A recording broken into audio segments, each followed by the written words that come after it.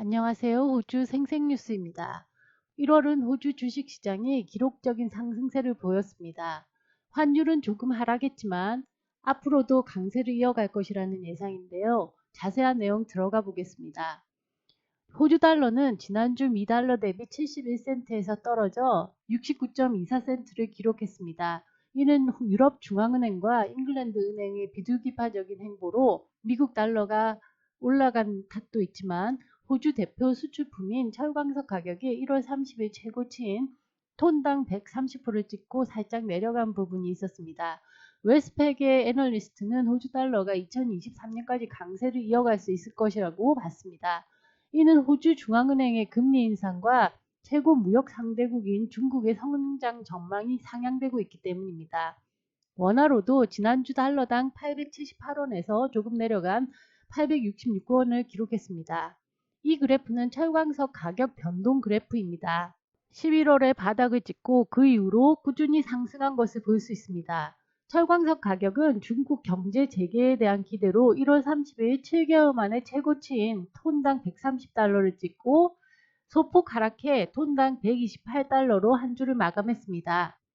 이 가격은 중국 텐진에서 거래되는 함량 63.5%의 철광석 가격입니다. 1월 말에 최고치를 찍고 가격이 주춤거리는 이유는 중국 당국이 철광석 가격이 오를 것 같자 가격 투기를 단속하겠다고 공언함에 따라 신중한 거래가 이루어졌기 때문으로 보입니다.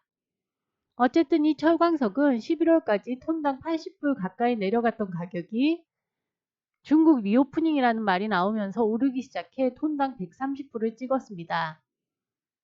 중국 리오프닝은 코로나 제로 정책이 끝났다는 말로 중국 정부가 긴축에서 방향을 전환해 돈을 푸는 정책을 내놓을 것으로 기대하고 있고, 특히 건설 쪽에서 대규모 이니셔티브가 철강 수요를 자극할 것으로 예상되기 때문입니다.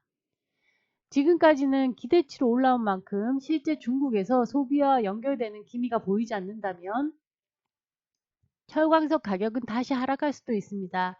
다만 전쟁이 일찍 끝나 우크라이나 재건이 시작된다면 철광석 가격은 다시 최고점을 갱신하지 않을까 추측해 봅니다. 호주 주식시장은 5주째 상승을 이어가 7,771포인트로 한 주를 마감했습니다. 이는 1986년 이후 최고의 연초 상승률로 국제적으로 미국에서 25포인트 이자율을 올리고 유럽과 영국도 50포인트씩 올리며 비둘기적인 포지션을 취한 것이 호주 주가에도 도움이 되었습니다. 이런 국제적인 비둘기조는 다음 주 열릴 호주 중앙은행 스탠스에도 영향을 미쳐 이자율 인상을 멈출 것이라는 기대가 있기 때문입니다.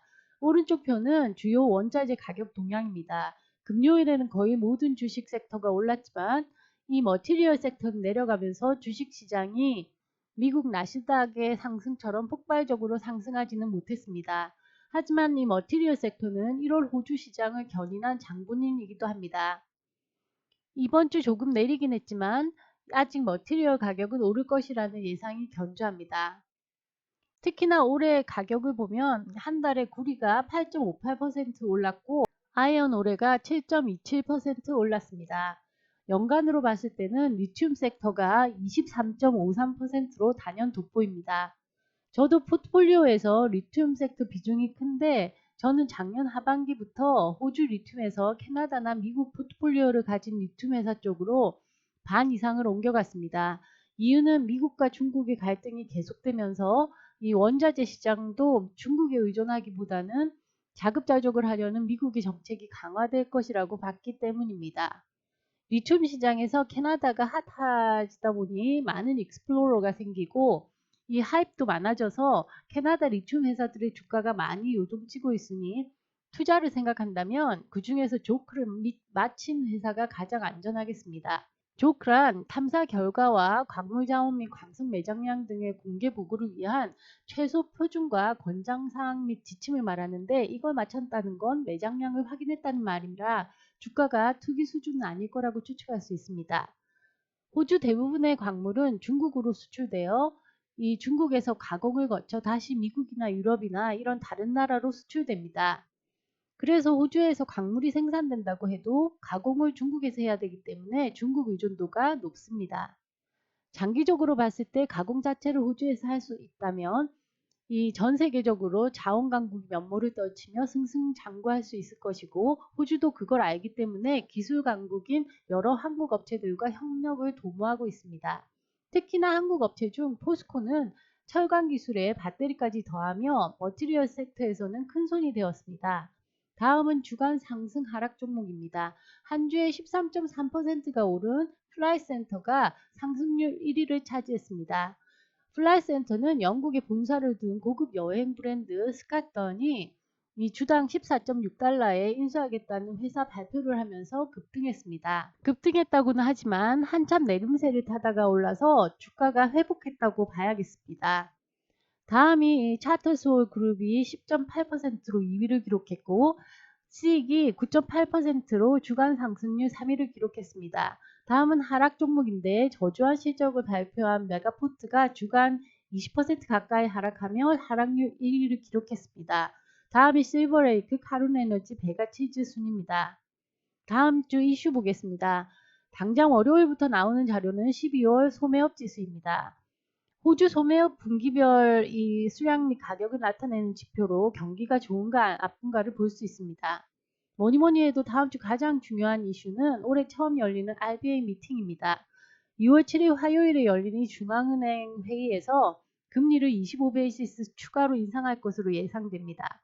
다음이 2월 7일 화요일 발표되는 미국 무역 수지입니다.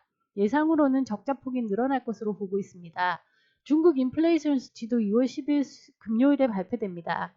다른 나라들이 인플레이션으로 고민하고 있는데 중국은 어떻게 나왔는지 궁금한 시점입니다. 같은 날 금요일에는 RBA 회의록 공개도 있는데 회의록에서 인플레이션을 어떻게 예측하고 있는지 관심을 가져야겠습니다. 오늘의 환율과 주식 소식은 여기까지입니다. 편안한 주말 되시고 다음 주에 뵙겠습니다. 감사합니다.